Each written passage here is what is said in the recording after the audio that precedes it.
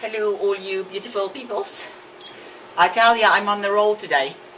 So now that I've done offending all the junketarians and they're unsubscribed from me, I am going to do this video, which I'm going to try and discuss two topics, not four, two topics. And I think because of my personality, I most probably will be the only one on YouTube that can get away with discussing topics like this. So,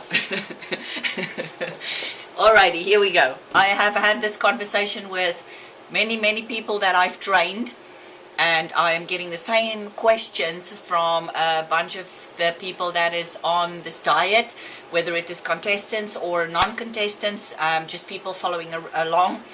And guess what that is? Constipation. Okay guys, don't go like too much information and run off, because if you guys are following the diet, doing a high protein diet and stuff like that, these are things that you guys need to know as well, guys and gals.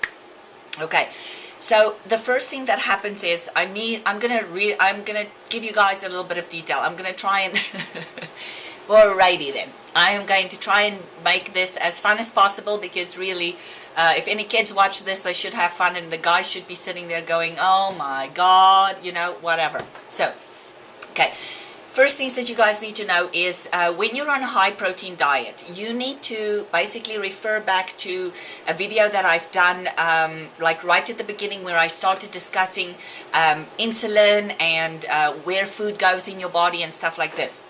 Now if you watch that video, you will see that I basically discussed proteins, fats and carbohydrates. Now carbohydrates, I told you that a protein doesn't really get stored in your body, everything gets used up. Okay, so for those people who are on a high protein diet and eat enough vegetables, okay, you should have regular bowel movements once a day. Now if you do not have, depending on the amount of vegetables you eat though, okay, because if you eat proteins only, you have to remember something. Your body is utilizing all of those proteins. It's not going anywhere else. Your muscles is using it, your blood is using it, everything in your body is using up all those proteins, okay? So because of the fact that your body is actually using and utilizing the proteins that you're eating, there will not be a lot of product left over to be excreted. Whereas if you're on a high carbohydrate, and this should scare you guys too, for you people who are on high carb diets and calorie counting and stuff like that, you ever thought about this fact, right? If you guys eat a lot of carbohydrates and you go to the washroom every day 2 or 3 times a day, there's a lot of excretion coming out, but yet you're still fat. So do you realize that the excessive amount of carbohydrates you're eating, if you think about what is coming out and the minute whatever is left over from whatever you've taken in, is still making you fat? That should make you realize how much carbohydrates you're actually ingesting. Because carbohydrates and vegetables and stuff like that, those are the only thing that has fiber that is going to be excreted from your body. So now you guys have to kind of start thinking, just realizing the difference between actual constipation and the fact that there's not a lot of whatever coming out when you're on a high protein diet. The difference between not a lot coming out means having a bowel movement once a day, or having one every second day is fine too when you're on a high protein diet. If you eat 4 to 6 cups of vegetables. So you eat, because you can have a cup of vegetables obviously with every single meal that you have. So you say you have 6 cups of vegetables. The nutrients and stuff from those vegetables are going to be absorbed by your body, but because it's a fibrous thing, the fiber obviously needs to come out.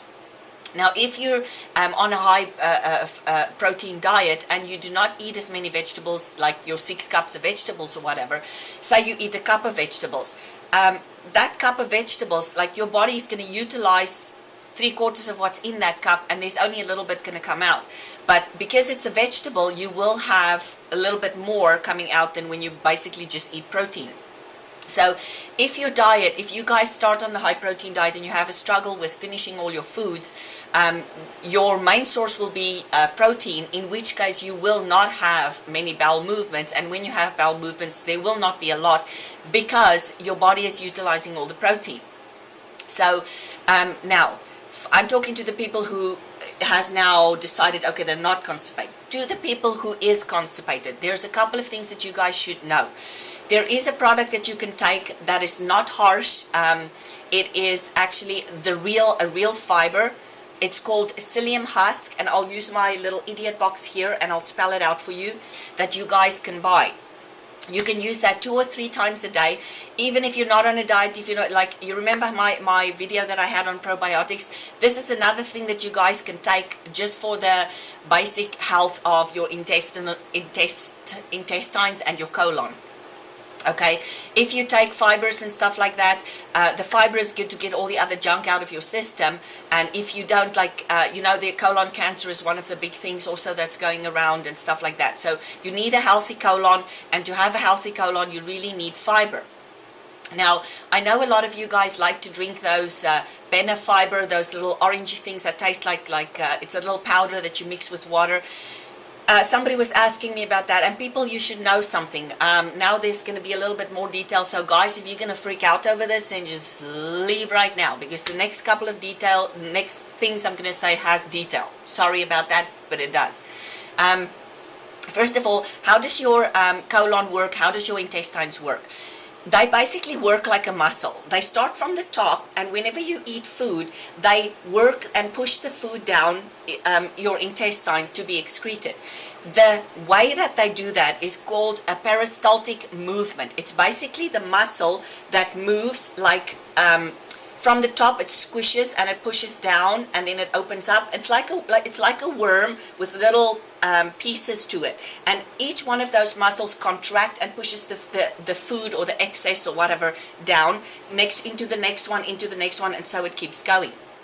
Now, if you do not have a healthy diet, what basically happens is it's like when you don't exercise, your muscles get lazy. So your colon can actually get lazy too, to the point where if you don't eat fibrous foods, the muscle starts getting lazy in pushing the food down the way it's supposed to do it. So what happens is you get a buildup of bad bacteria, you get gas, you get food sensitivities, because what happens is this: if your intestines do not push the food down, basically you get a buildup on the side wall of your colon or your intestines, and then whatever goes through just basically runs through the middle, but the buildup on the side gets thicker and thicker and thicker. Now, if you have sugar in your diet, the sugar basically sits there in your intestines and it rots away, and it leaves you open to all kinds of diseases and sicknesses and minor illnesses as well. So if you guys, so that little fiber thing that you take, the Benefiber, which doesn't have the actual fibers in it, which is like a powder, that stuff doesn't make your peristaltic movements of your intestines work the way they should. What that basically does is it softens everything up so it can run through faster, but it does not it doesn't improve the health of your colon. It doesn't improve the peristaltic movement of your colon. It basically makes everything just run right through you. So for constipation, the best thing to take, depending on how long and how much you've been constipated, obviously stool softeners, and the Benefiber, the juicy stuff that tastes like cool drink that you take that doesn't have any graininess to it, that's the kind of stuff that really doesn't clean out the side walls of your intestines. You need something that will scrape everything out so that you can have a healthy colon, a healthy intestine that does the peristaltic movements that move the food down. So psyllium husk is the basic thing where all this Benefiber and all of that stuff comes from. So they ground it down and they do all kinds of stuff with it to make it, you know, basically to just make you go to the washroom, but it doesn't improve the health of your intestines. So you guys go and find yourself some psyllium husk. It's a fiber thing, and you're going to have to get used to taking this. You can take it every day. You can take it 2 or 3 times a day if you want. It's a basic, it's not a powder. It looks like sawdust, finely ground sawdust. You mix it, you can mix it either in juice, or, well, you can't have juice, but for kids you can mix it in juice for them, because then you don't taste it so much. But we just mix it in water if we drink it. I just take it for health reasons, you know, just make sure the colon's working properly and whatnot. And there goes my time. You put it in water. If you leave it for a little bit, it will gellify up, and then it's kind of like a weak jello that you're throwing down. I don't wait for it to gellify. I just mix it in a tablespoon of that in a glass of water, mix it up and drink it, and then swallow another glass of water after that. And basically what it does is the fiber goes into your stomach, goes into your intestines. It will clean out the side walls of your intestines so that your stomach muscle or your intestinal muscle doesn't get lazy to do the peristaltic movement. So there you go, some info for you. I hope that helped you guys, and keep well. I'll talk to you soon. Bye guys.